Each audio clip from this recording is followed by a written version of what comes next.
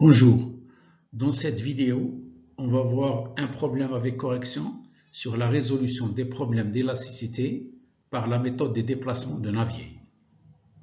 Donc cette vidéo, elle fait suite à la vidéo qui a été consacrée au cours sur cette méthode.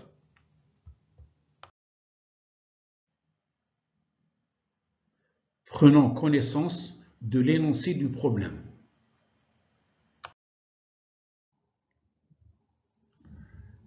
Un tube est collé à un barreau cylindrique rigide de rayon RI.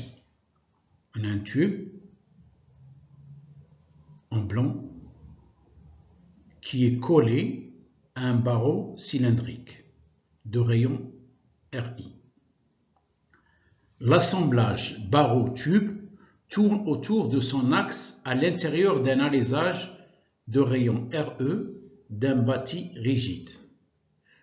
L'ensemble barreau-tube est monté sur l'alésage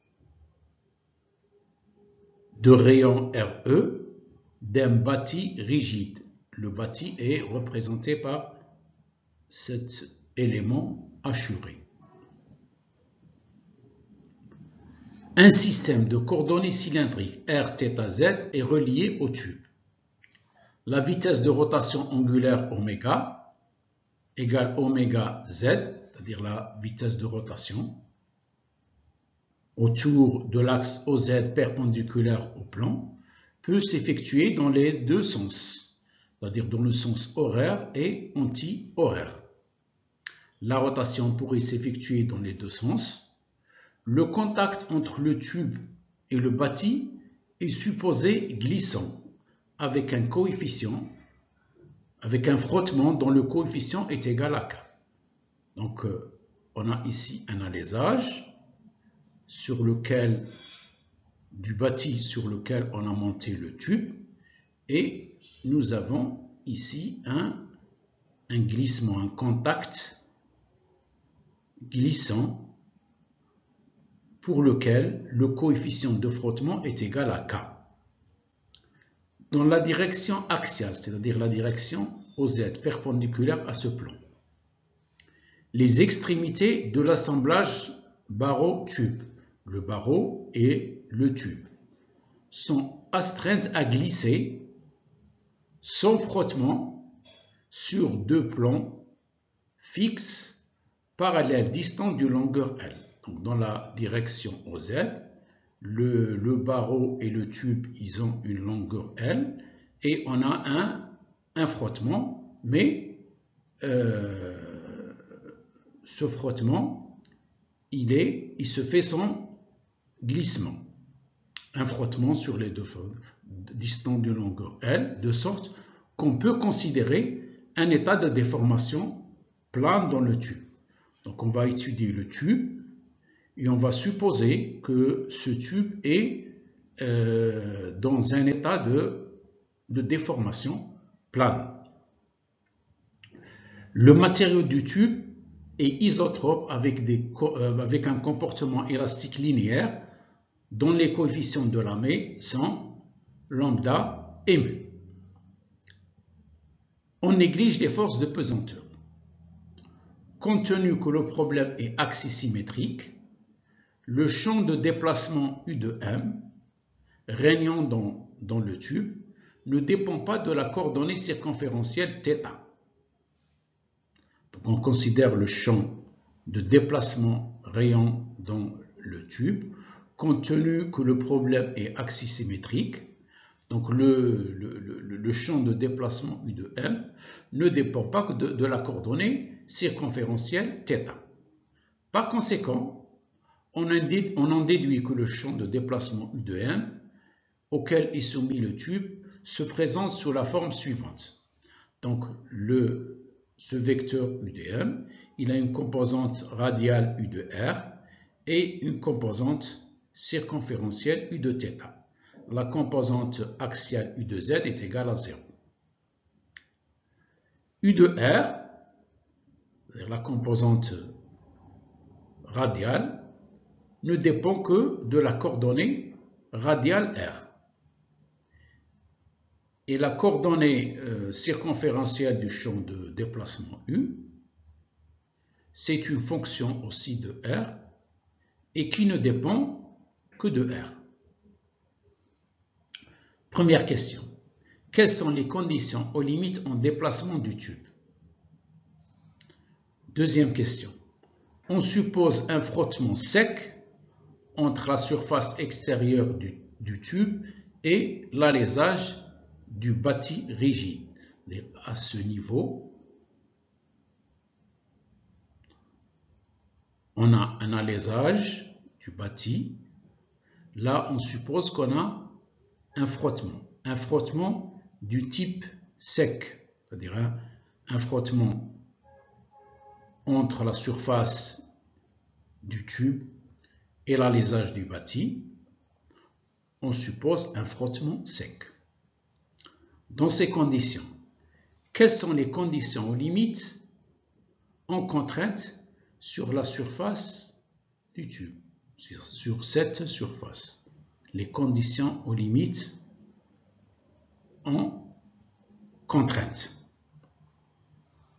Troisième question. Écrire les équations de Navier adaptées au problème. Donc les équations de Navier adaptées au problème, c'est-à-dire adaptées au problème d'axisymétrie de ce tube.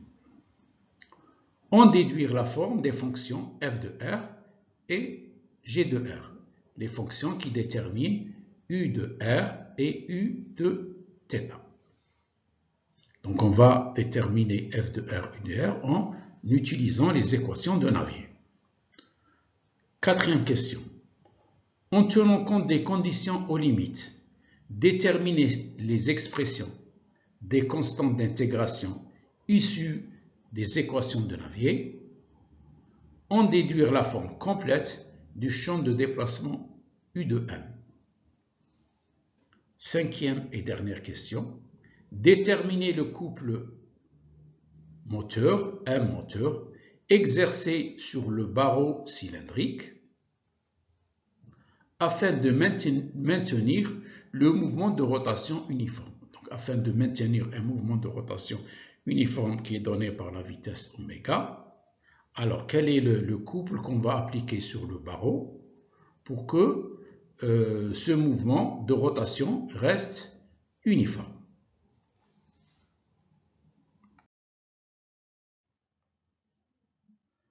Avant d'entamer la résolution de ce problème, il serait très utile de faire brièvement quelques rappels de cours sur la résolution par l'approche de la méthode de déplacement de Navier.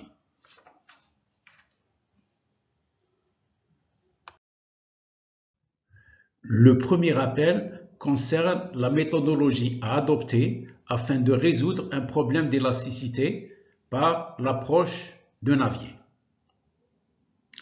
Cette méthode est à mémoriser afin de vous aider à trouver la solution le plus rapidement possible.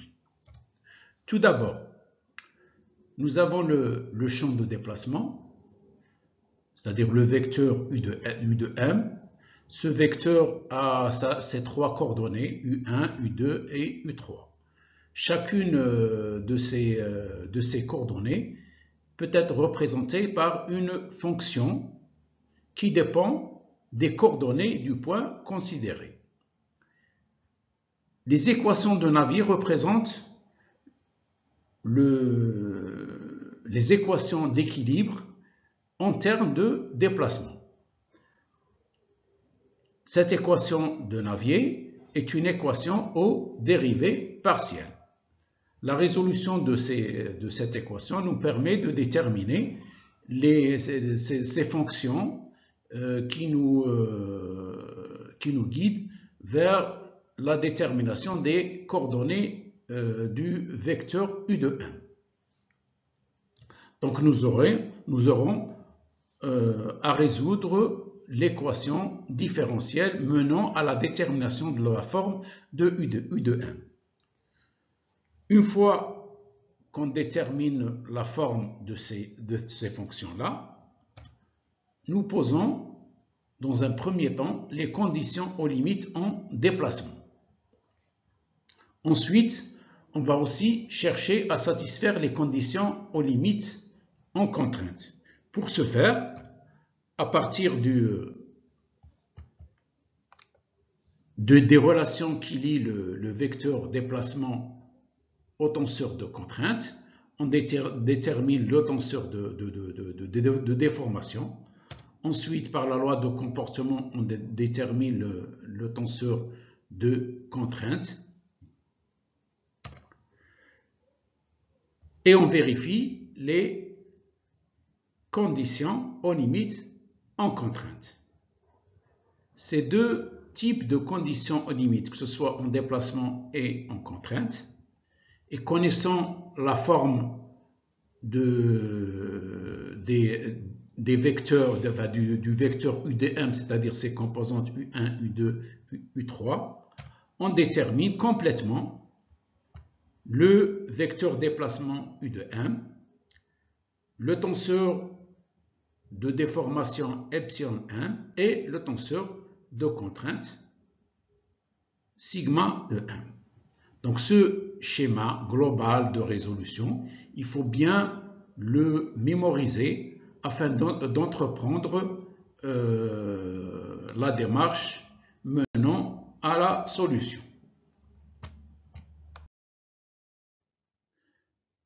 Le deuxième rappel concerne l'équation de Navier. L'équation de Navier n'est que les équations d'équilibre exprimées en termes de déformation. Donc vous avez ici la forme vectorielle de l'équation de Navier, mu plus lambda, gradient de epsilon LL qui représente la divergence de U, qui à son tour représente physiquement la dilatation volumique, plus mu, le Laplacien de U, plus les forces de volume égale à 0. Cette équation va nous mener à une équation différentielle du second ordre avec coefficient non constant.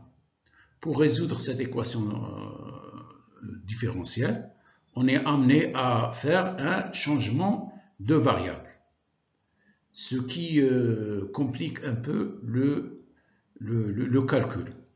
Parfois, il serait intéressant de transformer cette équation différentielle du deuxième ordre en une équation différentielle du premier ordre pour simplifier les calculs. Ceci peut se faire en développant cette équation et en changeant le Laplacien de U qu'on peut exprimer. Le Laplacien de U, c'est le gradient de la divergence de U moins le rotationnel du rotationnel de U. Donc on va transformer l'équation 1. Elle va devenir lambda plus mu, gradient de epsilon LL, et epsilon LL c'est la divergence de U, moins mu, gradient de divergence de U, moins le rotationnel du rotationnel de U, plus les forces de volume égale à 0. Ce qui permet de trouver la forme vectorielle donnée par 2 mu plus lambda, gradient de epsilon LL, moins mu rotationnel du rotationnel de U plus les forces de volume égale à 0. Donc l'idée pour simplifier le calcul, c'est d'utiliser cette relation qui va nous permettre dans certains cas d'avoir une équation différentielle du premier ordre. C'est ce qu'on va voir dans la diapositive suivante.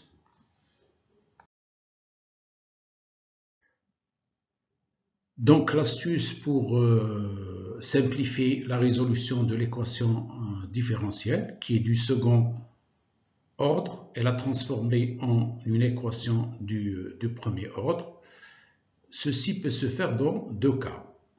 Dans le cas où le rotationnel est égal à 0, c'est-à-dire dans le cas où le champ de déplacement est irrotationnel. C'est le cas, par exemple, dans les chargements hydrostatiques, dans les chargements purement radio, et dans le cas où la déformation se fait sans cisaillement, le cas de la traction-compression. Donc dans ce cas-là, le rotationnel est nul. Si en plus on a les forces de volume nulles, donc l'équation différentielle se réduit au gradient de epsilon LL égale à 0, c'est-à-dire gradient de la divergence de U égale à 0. Et ceci nous amène à la résolution d'une équation différentielle du premier ordre. Dans le deuxième cas, on peut avoir une dilatation nulle, c'est-à-dire le champ de déplacement va nous induire une déformation sans variation de volume, c'est-à-dire epsilon LL est égal à 0. Donc epsilon LL est égal à 0. Et si on suppose aussi que les forces de volume sont nulles, donc on aura le rotationnel de U égale à une constante, parce qu'on a le rotationnel du rotationnel. Si le rotationnel du rotationnel est égal à 0, ça veut dire que le rotationnel de U, qui est un vecteur, qui est égal à une constante, c'est-à-dire ses composantes. Donc rotationnel de U, c'est un vecteur, il a 3 composantes, et ces 3 composantes seront constantes. C'est le cas, par exemple, dans le cas où on a des contraintes de cisaillement pur,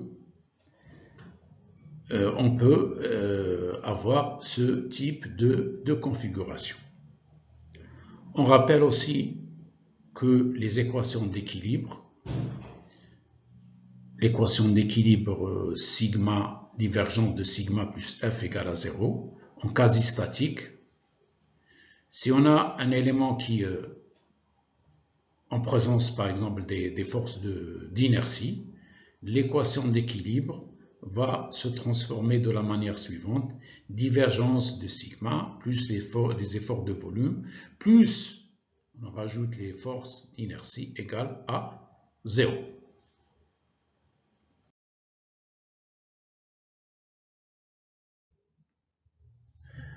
Le troisième point sur lequel j'aimerais bien faire un rappel concerne la définition des conditions aux limites.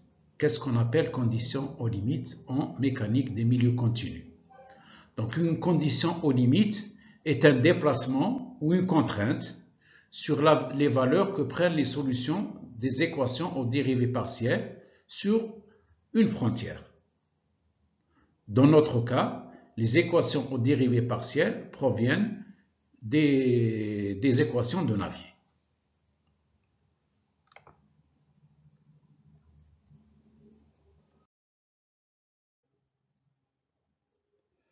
Après ces 3 rappels, procédons à la résolution du problème. Réponse à la première question. Conditions aux limites en déplacement du tube. Nous avons le tube qui lie d'une part au barreau cylindrique par l'intermédiaire de sa surface intérieure. Il est lié aussi d'autre part au bâti par sa surface extérieure de rayon RE. Donc nous allons isoler ce tube et on voit ses frontières, la surface intérieure et la surface extérieure. Il est animé d'un mouvement de rotation oméga. Donc comme on a dit, il est lié au barreau cylindrique par cette surface intérieure. Donc il est collé à cette surface intérieure. Donc qui dit collé, tous les points appartenant à cette surface intérieure n'ont aucun degré de liberté. Donc le vecteur déplacement de tous les points appartenant à cette surface, le vecteur déplacement est égal à 0.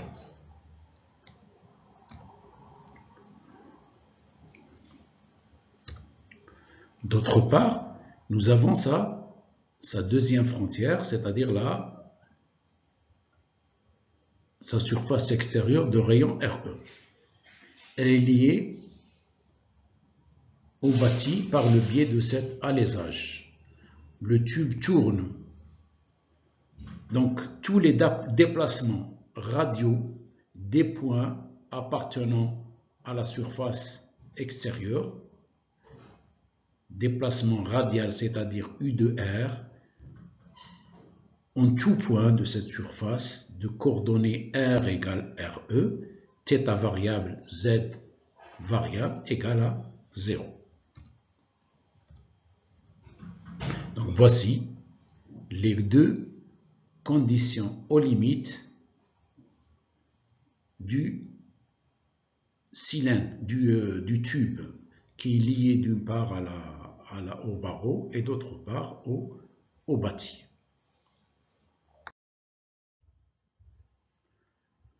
Réponse à la deuxième question. Conditions aux limites en contrainte. La seule condition aux limites en contrainte concerne la surface extérieure du tube, cette surface extérieure du tube, sur laquelle on a un frottement sec entre le tube et l'alésage du bâti. Le vecteur normal à cette surface N est égal à ER. En tout point M de cette surface, de coordonnées R égale à RE, θ variable et Z variable, on peut écrire que le vecteur contrainte T de Mn, il est égal au produit contracté du tenseur de contrainte sigma par la normale à cette surface. Or, dans le tube, on a supposé qu'on a un état de déformation plane. Le tenseur de contrainte associé à cet état de déformation plane, il se présente sous cette forme. Donc on fait le produit contracté avec le vecteur normal à cette surface et on aura la composante sigma RR qui est perpendiculaire à la surface, c'est-à-dire tangente à ce cercle, et dirigée vers l'intérieur de la matière, c'est-à-dire l'intérieur de la matière du tube. Donc elle est dirigée vers le centre ou vers l'axe de rotation de ce tube. Et on a la deuxième coordonnée de ce vecteur, c'est Rθ. Elle est tangente à cette surface et dans le sens opposé par rapport à la vitesse linéaire en ce point. Et cette composante sigma Rθ dépend du frottement. Son module est égal à K par le module de sigma RR, c'est-à-dire la valeur absolue de sigma RR, où K est le coefficient de frottement. Le signe de sigma Rθ est conditionné par le sens de la vitesse linéaire du point. Donc la vitesse linéaire du point, comme on va le voir dans la prochaine diapositive, du point considéré qui dépend du sens de rotation de la vitesse angulaire de l'ensemble solidaire tube barreau cylindrique. Donc cette vitesse linéaire du point M, donc le frottement, son sens il dépend de cette vitesse du point M, qui à son tour dépend de la vitesse de rotation angulaire oméga. Et on va l'expliquer dans la diapositive suivante.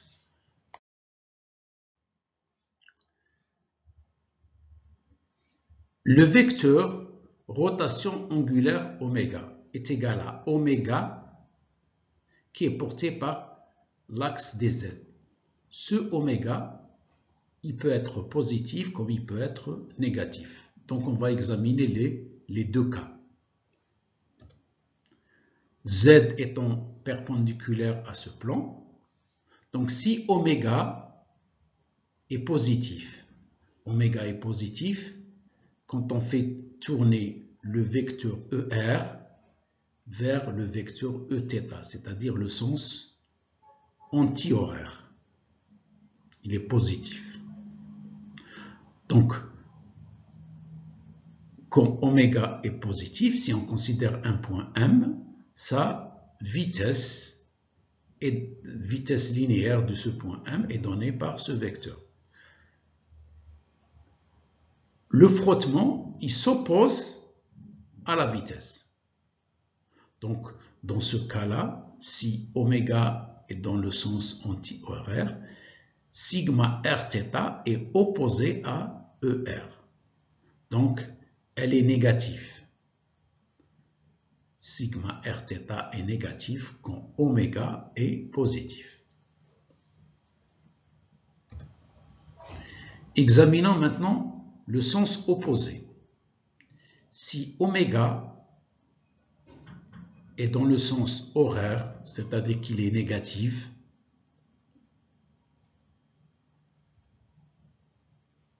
la vitesse d'un point M, elle est dans ce sens indiqué. Donc sigma Rθ est dans le sens négatif par rapport à la vitesse et elle est dans le même sens que Eθ. Donc si oméga est négatif, sigma Rθ est positif. Voici pour expliquer le frottement.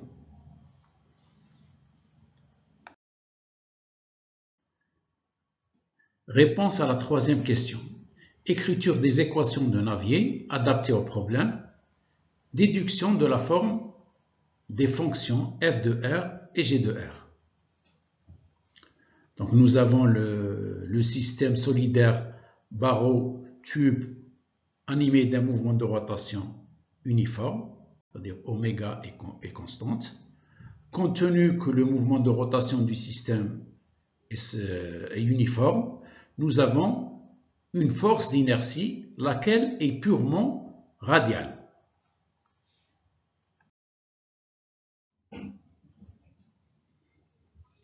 Considérons une particule qui occupe la position du point M de coordonnées R, θ, Z.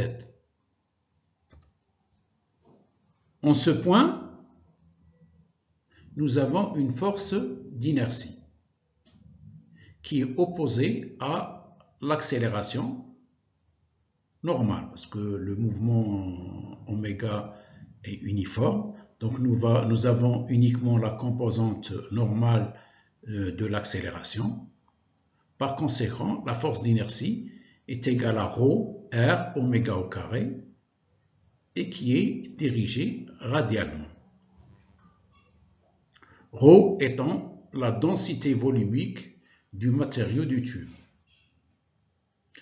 Étant donné que les forces de volume sont négligées, F égale à 0, et que les forces d'inertie sont présentes, l'équation de Navier prend la forme vectorielle qui est affichée. 2 mu plus lambda, gradient de epsilon LL qui est la divergence de U, moins mu rotationnel du champ de déplacement U, plus les forces de volume plus les forces d'inertie égales à 0. Les forces de volume étant égales à 0. Et c'est cette équation différentielle qu'on va résoudre.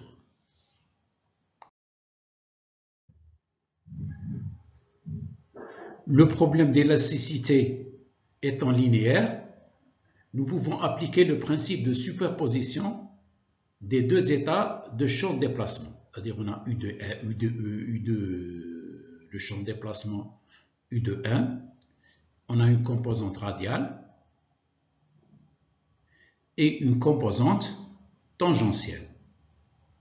La composante radiale est exprimée en fonction d'une fonction scalaire f de r, et la composante tangentielle u de θ est exprimée d'une autre fonction u de θ égale g de r. Donc nous pouvons ici appliquer le principe de superposition, qui consiste à considérer dans un premier temps le premier champ U1 de 1 qui est égal à UR ER, et on cherche la fonction U de R égale F de R. Dans un deuxième temps, on applique le deuxième champ U de 1 qui est égal à U de θ Eθ, et on cherche la solution de la fonction U de θ qui est égale à G de R. Le champ de déplacement résultant U de 1 est la somme donnée par les solutions relatives aux deux champs de déplacement.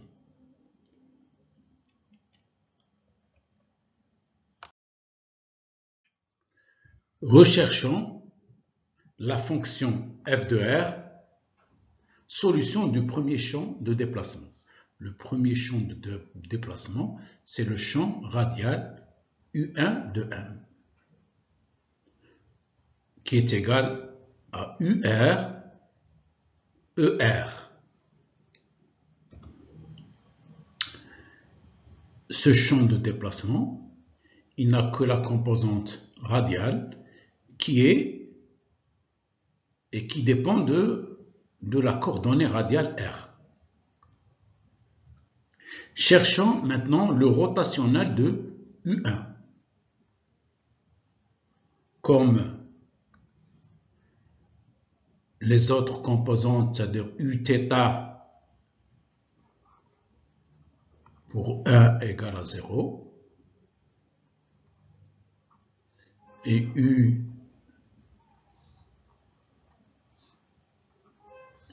UZ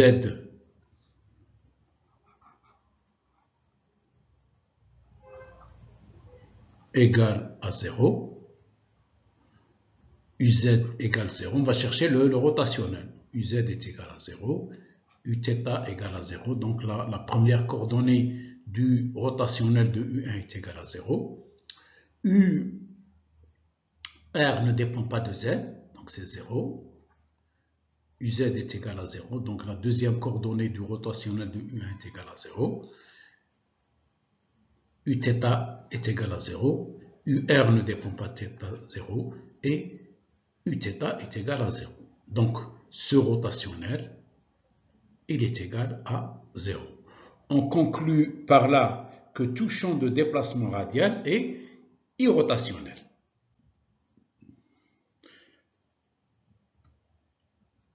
Donc, on va réduire l'équation de Navier. Elle va se réduire puisque ce rotationnel égale à 0. Donc, le rotationnel du rotationnel, ça va être égal à 0. Donc, on va simplifier le problème, sachant que epsilon, on appelle epsilon prime LL, la trace du tenseur de déformation epsilon qui est engendré par le déplacement ou le champ de déplacement U1.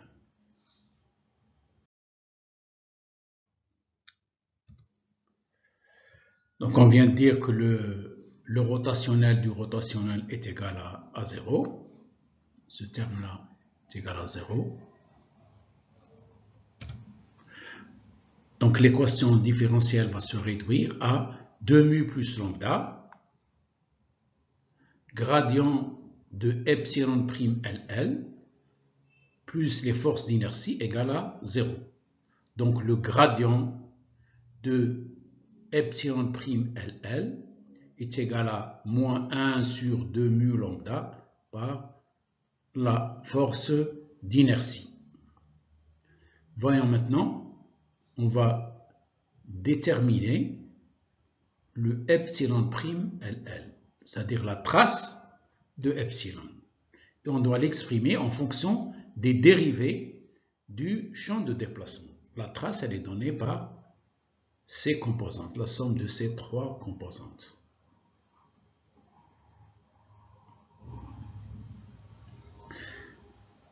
La dérivée de U de R sur dr, elle est non nulle. U de θ est nul. Et U de Z est nul. Donc, epsilon prime LL, ça sera la dérivée de UR par rapport à dr, plus 1 sur R que multiplie U de R.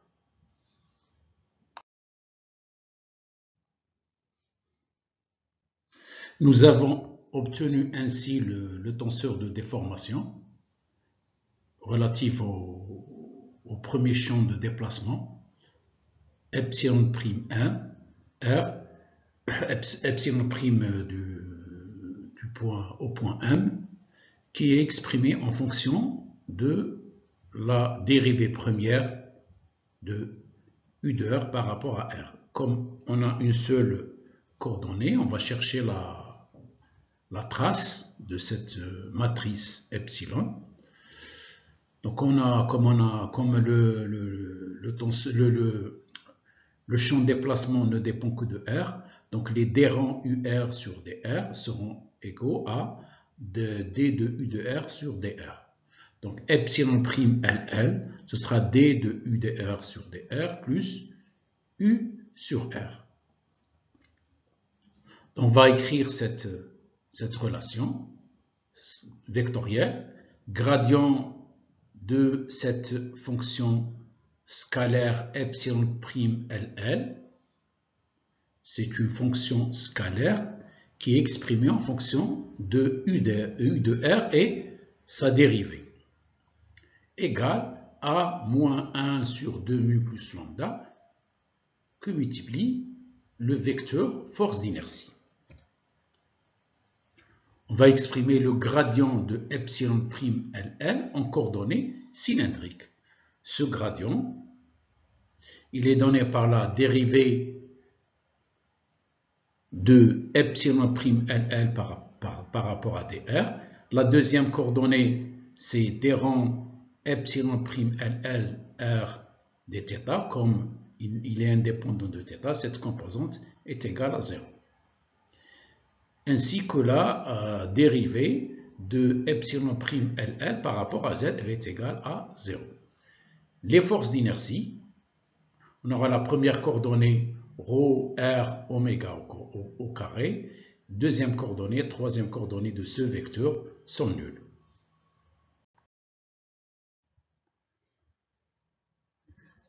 Donc, on aboutit à cette équation de Navier.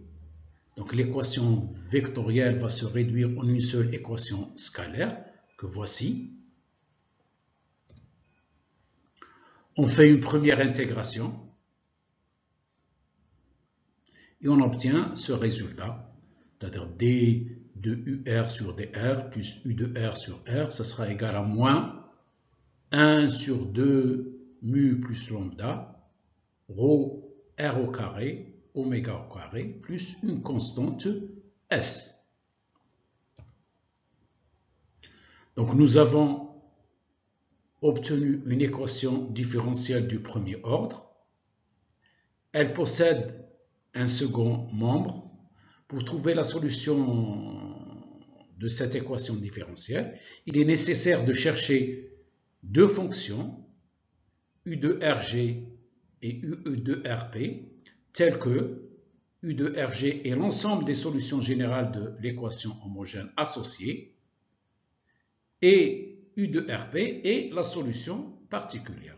Donc la solution de l'équation totale sera égale à la somme de l'équation générale plus la solution particulière. Nous avons l'équation différentielle totale qui est donnée par cette expression. Donc on va résoudre cette équation. Dans un premier temps, on va résoudre l'équation différentielle homogène associée qui est donnée par d de UR sur dr plus U de R sur R égale à 0. C'est une équation différentielle à variables séparables. Donc on va séparer les UR et les R. D'un côté, nous avons D de UR sur UR et de l'autre côté, nous aurons D R sur R. Et nous allons intégrer des deux côtés de cette équation, les deux membres de cette équation. Donc on obtient ln de valeur absolue de U de R est égal à moins ln de R plus une constante B que qu'on va exprimer en fonction de ln. Donc ce sera ln B. Comme R est positif, donc pour le tube R, la coordonnée radiale est toujours positive, donc on peut dire que ln de R, de valeur absolue de R, c'est ln de R. Donc ln de la valeur absolue de U de R, c'est moins ln de R plus la ln de la constante B. Et nous pouvons dire que c'est égal à ln B sur R. Donc nous l'exprimons en fonction de l'exponentielle. L'exponentielle de ln de la valeur absolue de U de R est égale à l'exponentielle de ln B sur R. Donc la valeur absolue de U de R est égale à B sur R. Donc U de R est égal à plus ou moins B sur R. Comme B, il peut être positif comme il peut être négatif. Donc U de R, ça sera égal à B sur R. Par conséquent, on déduit que la forme générale des solutions de l'équation homogène associée est de la forme URG est égal à B sur R, où B est une constante que nous allons déterminer plus tard. Dans un deuxième temps, on va chercher la solution particulière de l'équation différentielle. Comme vous voyez dans le second membre, on a un terme en R au carré. Et dans le premier membre, on remarque qu'on a UR sur R. Donc la solution particulière de l'équation différentielle, elle aura la forme suivante. AR à la puissance 3 plus DR à la puissance 2 plus ER, où A, D et E sont des constantes à identifier. Donc nous allons calculer la dérivée de cette équation, donc U de R, la RP, c'est-à-dire la solution de l'équation particulière. Solution particulière, nous dérivons, donc on aura 3A R au carré plus 2DR plus E.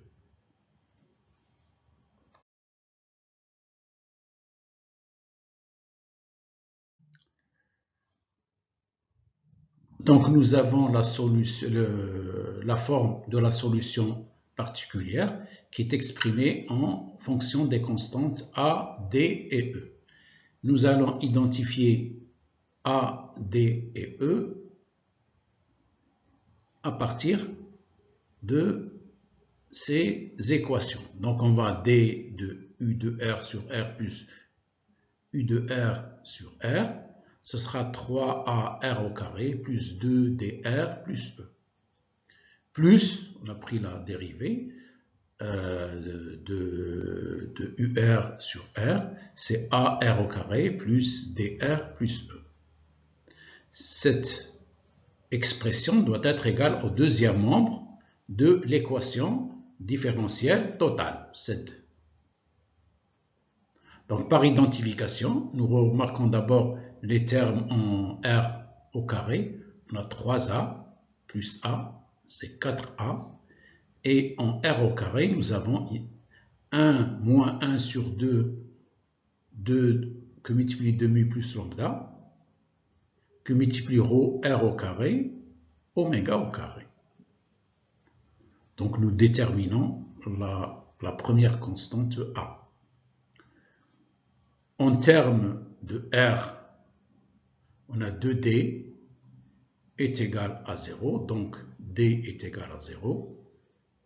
Et pour les constantes, nous avons E plus E égale à S. Donc 2E égale à S. Donc E est égal à S, ça veut dire que E n'est pas nul. Par conséquent, U de R de P est la solution particulière de l'équation différentielle.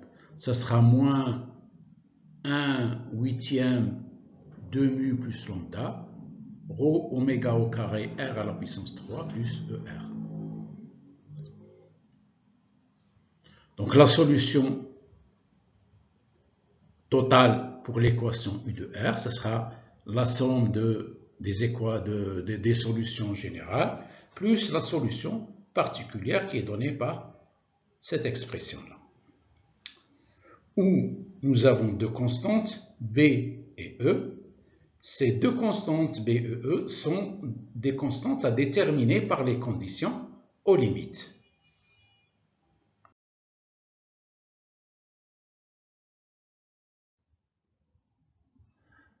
On va rechercher la fonction G de R, qui est la solution pour le second champ de déplacement, le champ purement circonférentiel, U2 de M, qui est égal à U θ, E θ, ce champ de déplacement qui est circonférentiel.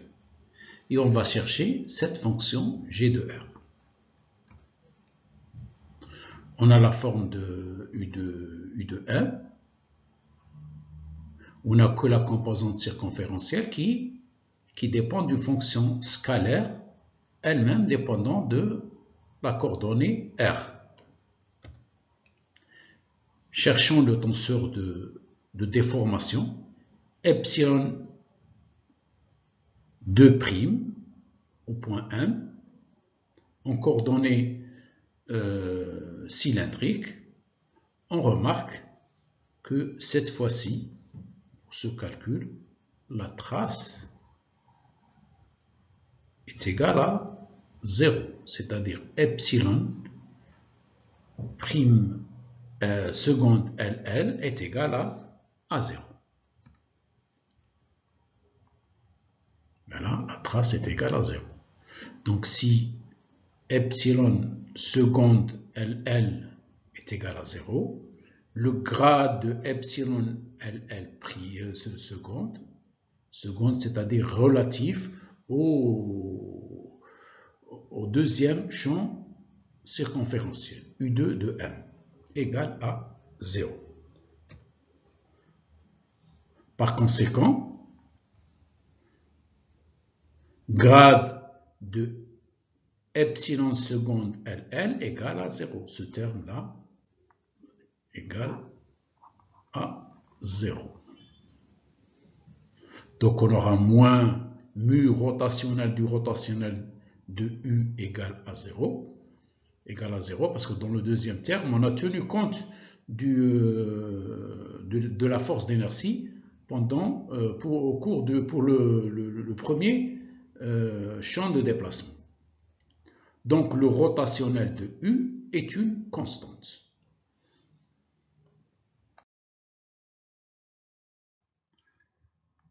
Nous avons obtenu que le rotationnel de U est égal à une constante H. Calculons maintenant le rotationnel de U. De U2. Donc c'est U2. Le deuxième champ de déplacement. Vous voyez que U2 de M, sa première coordonnée est égale à 0, sa troisième coordonnée est égale à 0, il n'y a que la coordonnée circonférentielle qui dépend de R.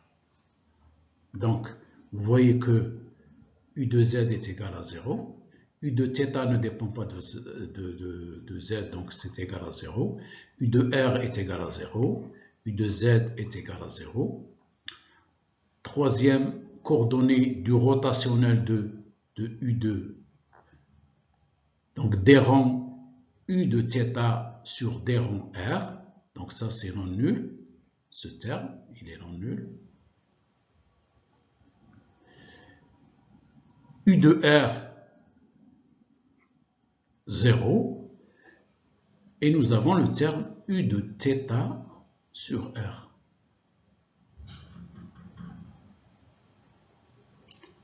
Par conséquent, l'équation vectorielle de Navier, elle s'est réduite à une seule équation scalaire. D rang U de θ sur D rang R plus U de θ sur R est égal à H. Comme on a une seule variable R, donc on peut transformer les D rangs par les D. Donc dGR sur dR plus G de R sur R égale à H. Nous remarquons que nous avons cette fois-ci aussi une équation différentielle du premier ordre. Elle possède un second membre. Pour trouver la solution de cette équation différentielle, il est nécessaire de chercher les deux fonctions Uθg et Uθp, où Uθ de g est l'ensemble des solutions générales de l'équation homogène associée à l'équation totale, cette équation totale, et U de θp est une solution particulière. Donc, comme tout à l'heure, nous allons sommer la solution générale et la solution particulière pour trouver la solution totale de U de θ.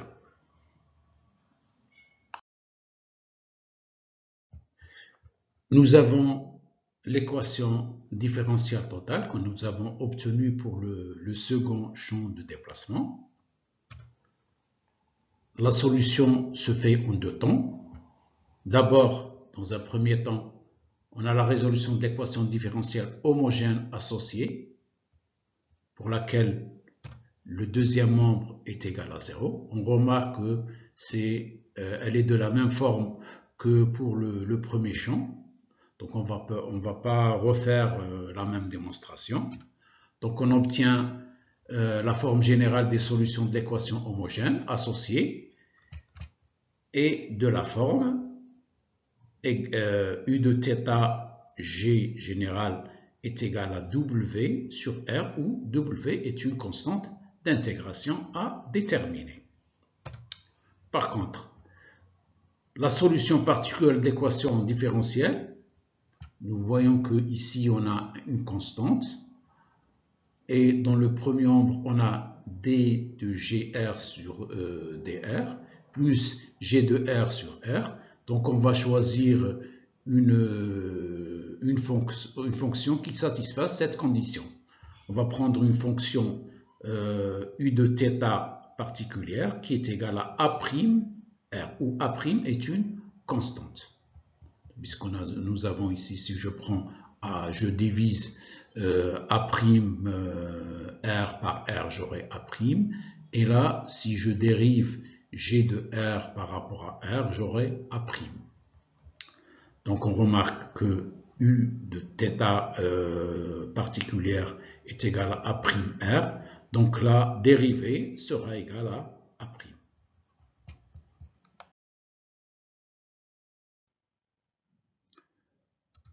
On va procéder maintenant à l'identification de A'. Donc on a D de Uθ sur dr plus Uθ sur R est égal à A. d de uθ sur dr en dérive, c'est A', et uθ sur r, c'est A'. Donc on a A plus A' est égal à H. Donc 2A' est égal à H. Donc A' est égal à H sur 2. Comme c'est des constantes inconnues, donc on va garder A' dans la solution. Donc, par conséquent, la solution obtenue pour le second champ de déplacement correspond au déplacement correspondant au déplacement circonférentiel uθ, lequel est défini par la fonction g de r. U de θ est égal à g de r, est égal à la solution générale plus la solution particulière de l'équation différentielle, qui sera égal à W sur R plus A' R, où A' et W sont des constantes à déterminer par les conditions aux limites.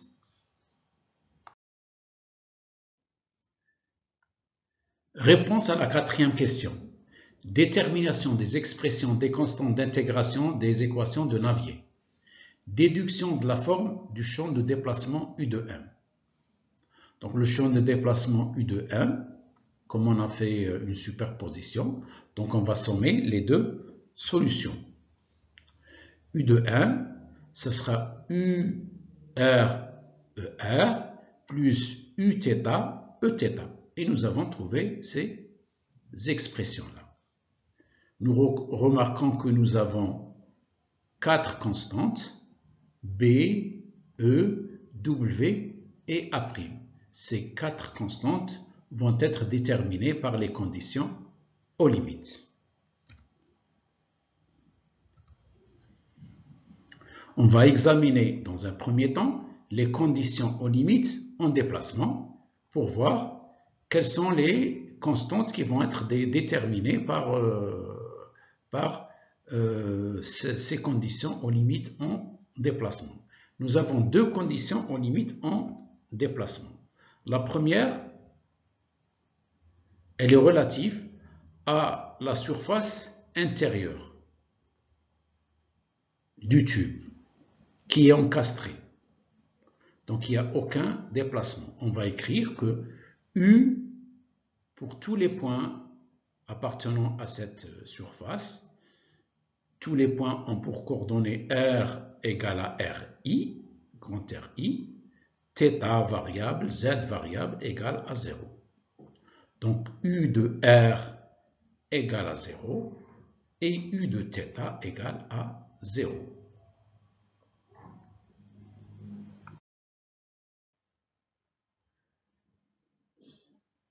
Nous allons maintenant expliciter les conditions aux limites, puisqu'on a le champ de déplacement.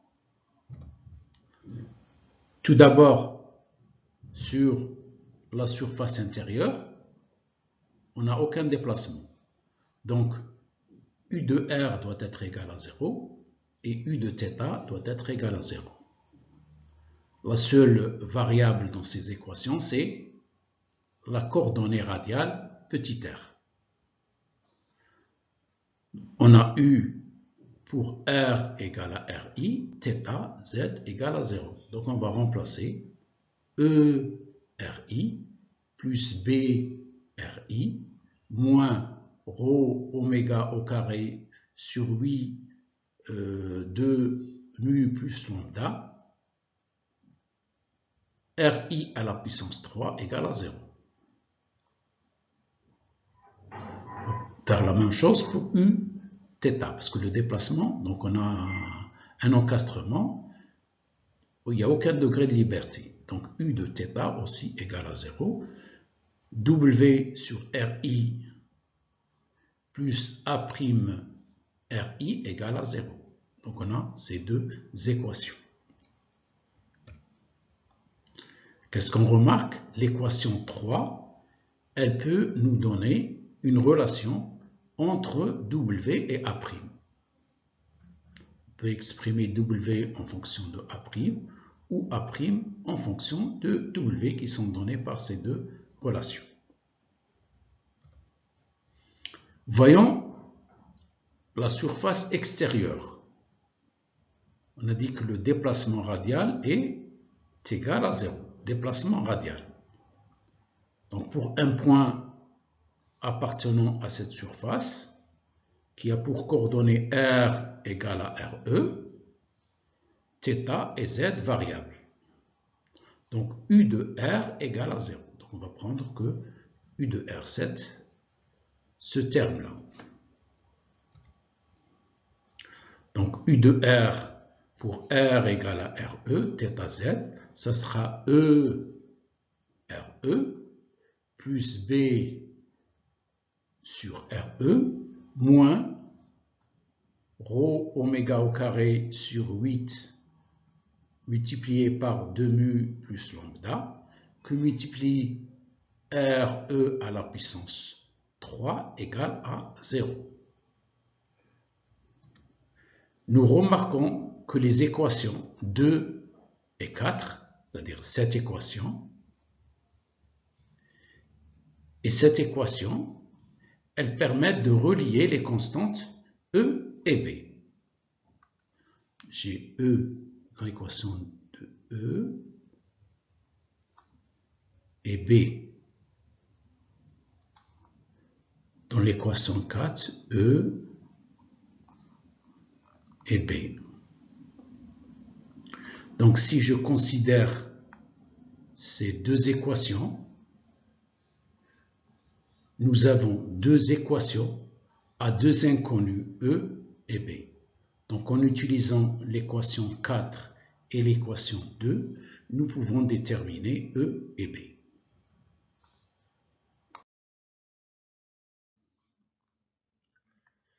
Donc nous avons l'équation 2 et l'équation 4. Ces deux équations nous permettent d'extraire les expressions de E et B. Nous obtenons E et B. En fonction des caractéristiques du matériau, mu et lambda, en fonction de la vitesse de rotation oméga et en fonction de la géométrie du tube qui a un rayon intérieur RI et un rayon extérieur RE. Cependant, les deux autres constantes, à savoir A' et W, restent à déterminer. Nous avions déjà obtenu une relation joignant ces deux constantes. A' est égal à moins W sur RI au carré. Pour calculer ces deux constantes d'intégration, nous avons encore besoin d'une seconde équation reliant ces deux constantes. Or, cette deuxième équation ne peut provenir que des conditions aux limites en contrainte. Donc nous sommes contraints maintenant de calculer le tenseur de contrainte. Pour calculer ce tenseur de contrainte, nous avons uniquement le champ de déplacement. Donc, dans un premier temps, nous allons calculer le tenseur de déformation. Ayant ce tenseur de déformation, par le biais de la loi de comportement, nous déterminons le tenseur de contrainte et nous exprimons d'une manière explicite cette condition aux limites en contrainte. C'est ce qu'on va voir.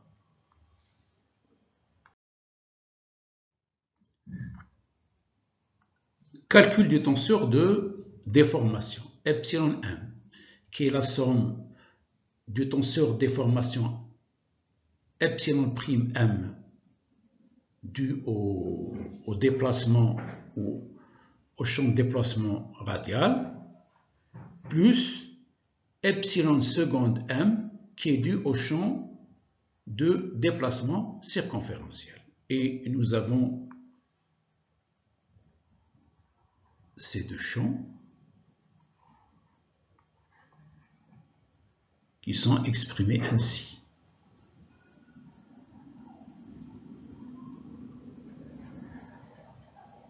Et nous avons, bien sûr, utilisé les coordonnées cylindriques. Nous avons la forme du champ de déplacement, U de R, de R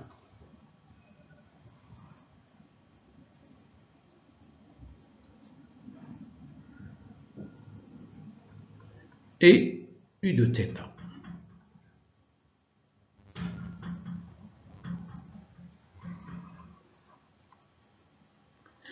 Il suffit uniquement de faire des dérivations. Donc on va calculer la composante epsilon RR, la dérivée de UR par rapport à R, et elle se présente sous cette forme. Nous calculons la composante epsilon θ θ, c'est UR sur R, qui est donnée par cette expression. On remarque que epsilon RR et epsilon θ θ sont complètement connus. Pourquoi? Parce que E et B sont connus. Epsilon R θ ou epsilon θ R qui est exprimé en fonction de, donc on va dériver, vous voyez, et si on fait la somme, on trouve que epsilon R θ est égal à moins W sur R au carré. Toutes les autres composantes, à savoir epsilon RZ, epsilon ZR, epsilon θ Z et epsilon Z θ est égal à 0.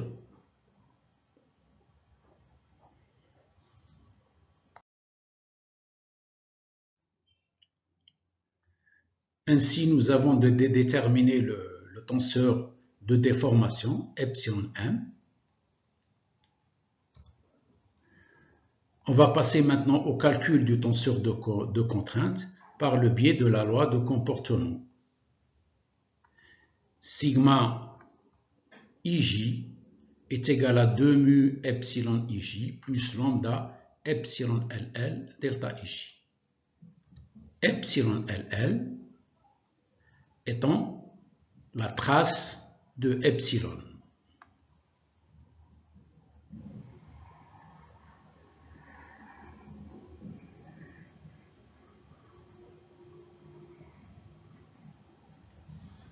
Donc on calcule epsilon ll qui va nous donner, elle se présente sous forme de cette expression-là, et nous injectons dans la loi de comportement, on détermine sigma rr, sigma θ θ. On remarque que puisqu'on connaît E et B, et sigma rr et sigma θ θ sont exprimés en fonction de E et B, donc les composantes sigma rr, sigma θ ont été complètement déterminées. Il nous reste la composante Rθ qui est égale à moins 2 mu W sur R au carré. W est pour le moment inconnu.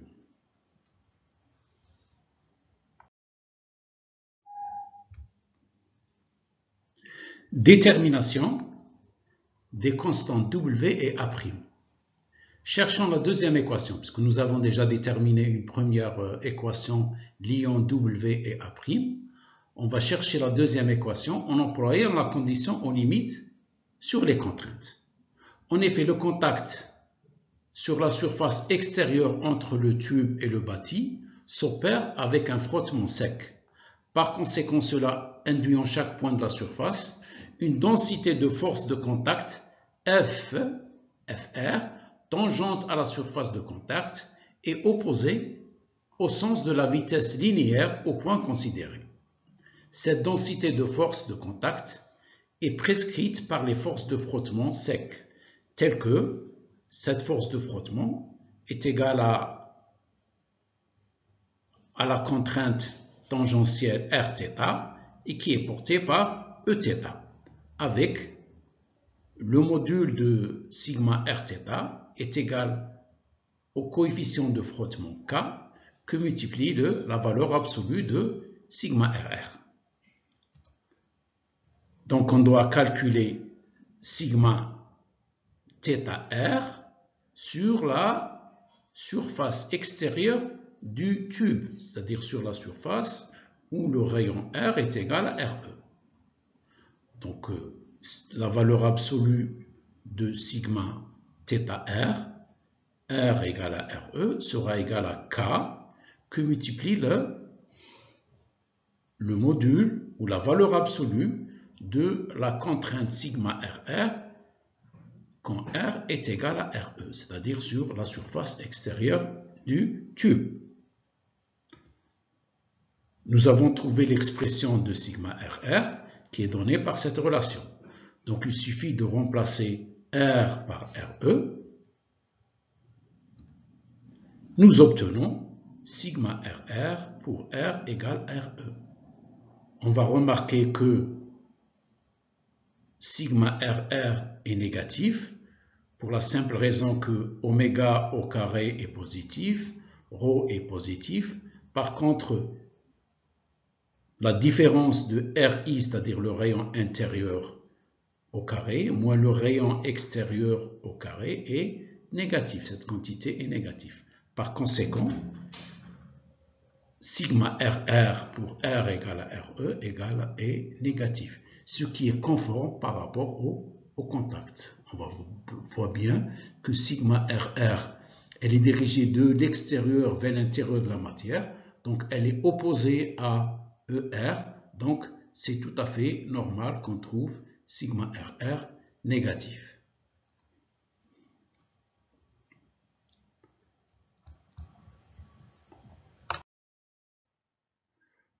Comme on l'a déjà vu, le signe de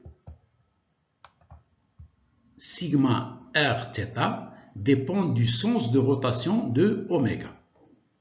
Comme on peut le remarquer, quand si oméga est positif, dans ce sens, sigma Rθ est négatif. Par conséquent, sigma Rθ est égal au coefficient de frottement par sigma RR pour R égale à RE. Donc on aura K oméga au carré ρ sur 4 que multiplie RI au carré moins RE au carré. Or, RI au carré moins RE au carré est négatif. Donc on aura sigma Rθ négatif. On va inverser le sens de rotation, oméga. Donc vous voyez oméga quand il est dans ce sens. Sigma Rθ est positif, comme on l'a déjà vu pour le oméga positif. Sigma Rθ est négatif. Négatif parce qu'il est dans le sens, dans ce cas-là, il est dans le sens opposé par Eθ. Par contre là, il est dans le même sens que Eθ. Donc, si oméga est négatif, sigma Rθ est positif, donc vous avez le terme moins RI moins RE négatif, négatif, négatif, ça va donner positif dans le cas où oméga est négatif.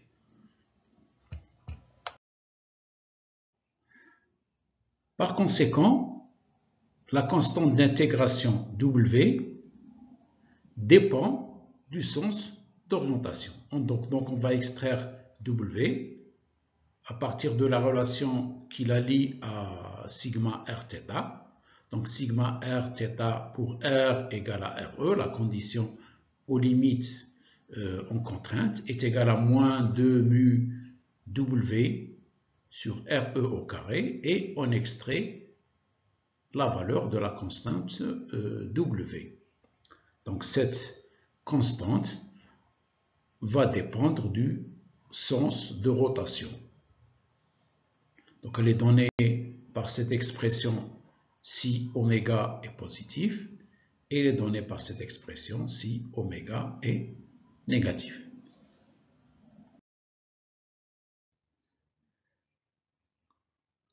Donc on a l'expression de W dans les deux sens de rotation, ce qui nous permet d'extraire la deuxième constante du champ de déplacement radial A', qui est égale à moins W sur RI au carré. Et cette constante, elle dépend aussi son signe dépend du sens de rotation du système barreau-tube.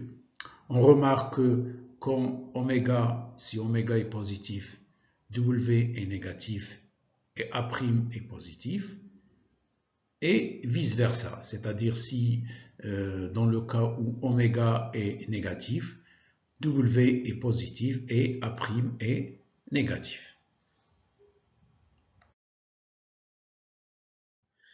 Finalement, on déduit le champ de déplacement U de M qui se présente sous forme d'une somme de deux champs de déplacement, un champ de déplacement radial et un champ de déplacement circonférentiel.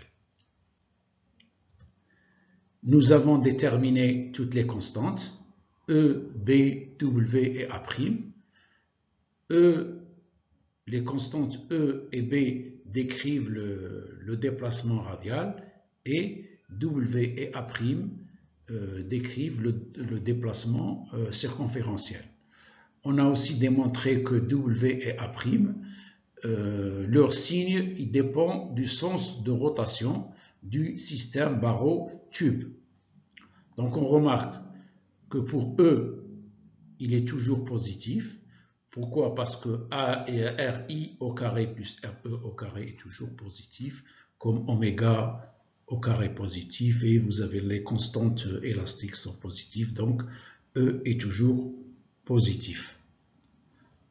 Cependant, B sur R, il est négatif, à cause ce signe moins, oméga au carré positif, RI au carré positif, RE positif, les constantes élastiques mu et nu sont positives, donc B est négatif.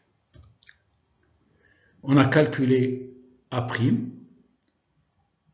plus ou moins cette expression, et dans le signe et selon le sens de rotation. Il est de même pour W. Le signe aussi est selon le sens de rotation.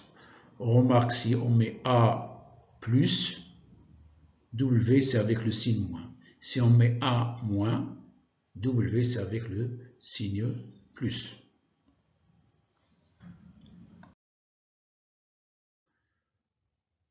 On arrive à la réponse à la dernière question. Détermination du couple exercé sur le barreau cylindrique pour maintenir le mouvement de rotation uniforme. Donc, pour que le barreau cylindrique soit maintenu dans son mouvement de rotation à vitesse constante, oméga, autour de son axe, il est nécessaire de générer un couple moteur, M moteur, opposé au couple des forces de frottement MFR. On a une rotation oméga. Dans le même sens que oméga, on a ce couple moteur qui va s'opposer au couple résistant qui est donné par la densité des efforts de frottement sigma r θ. Ce sens est donné dans le cas où oméga est positif. Il est de même, si on inverse le sens de oméga, on aura le moment moteur dans ce sens et le moment résistant MFR dans le sens opposé. Alors, pour calculer ce moment de force de frottement, on peut supposer la résultante de tous ces efforts qui est égale à la surface développée sur cette circonférence. Dans le sens de Z, on a une longueur L. Et la largeur, ce sera 2πr. Donc la surface, toute cette surface sur laquelle se développent les contraintes de frottement dans les deux sens, ça sera 2πr que multiplie L, qu'on multiplie par le moment provoqué par ces contraintes tangentielles de frottement. Ça sera sigma r θ que multiplie R. Donc, la valeur absolue du moment de frottement, ce sera 2πr au carré L que multiplie la valeur absolue de sigma r θ. Il est clair que le sens de ce couple va dépendre du sens de rotation.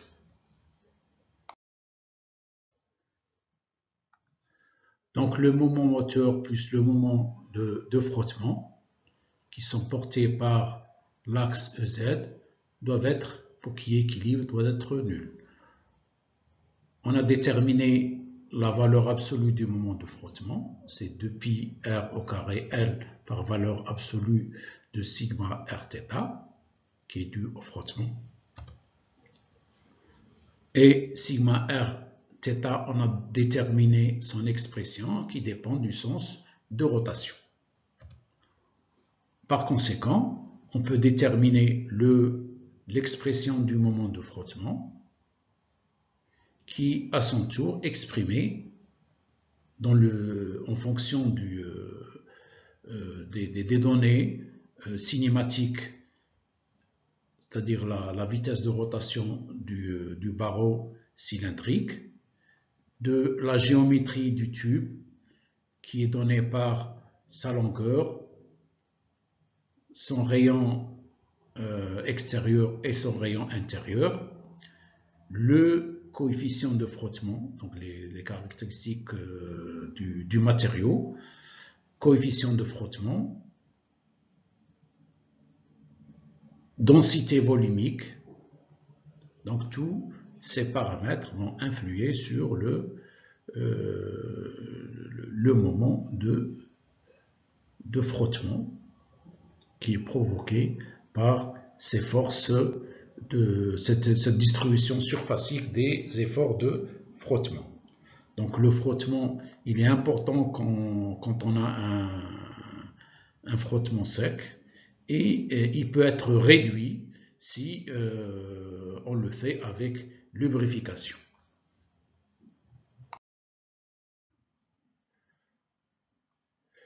Par conséquent, le couple moteur appliqué pour vaincre les efforts de frottement s'exprime selon la rotation du barreau cylindrique.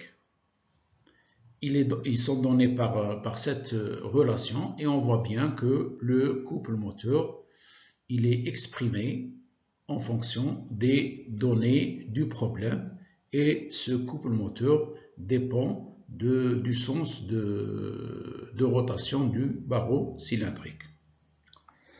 Voilà, j'arrive au terme de cette séance vidéo.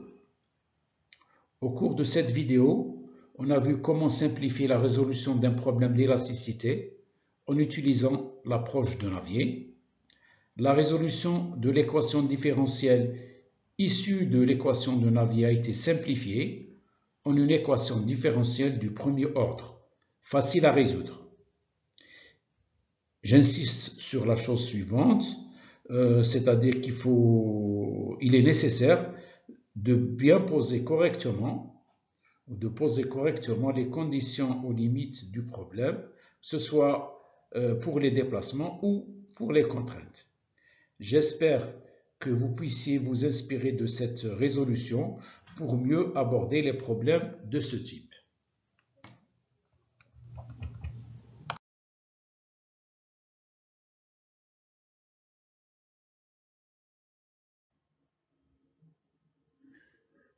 Sur ce, je vous dis au revoir et à bientôt pour d'autres vidéos enrichissantes.